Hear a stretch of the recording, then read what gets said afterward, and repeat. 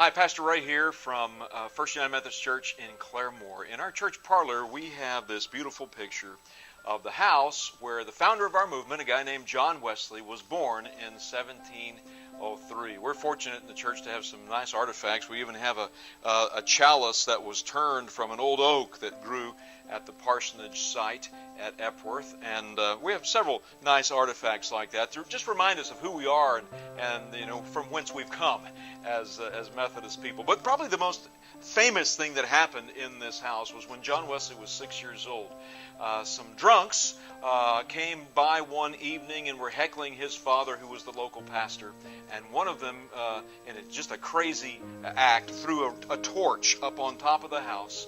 And the whole house turned, of course, caught on fire very quickly.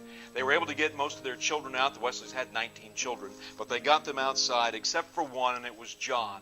They looked up, and there he was up in sort of a third-story gable, crying out for help at 6 years old, and they thought he was probably surely gone. Well, they make a human pyramid, pull him out of the window right as the roof collapses, and his mother referred to him as the brand plucked from the burning for the rest of his life. She truly believed that God had a special purpose, a special meaning for his life, and that's the way he was raised. Imagine what that does to a child for their parents to tell them, God has some special purpose and some special value and meaning for your life. We know this to be true.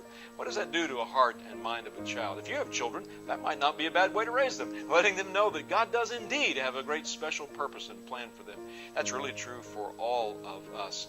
God has a plan. God has a special purpose for you and for me. He'll only work with our cooperation, but I believe that to be true. I hope you'll come and worship with us this coming Sunday as we celebrate what God is doing in our lives.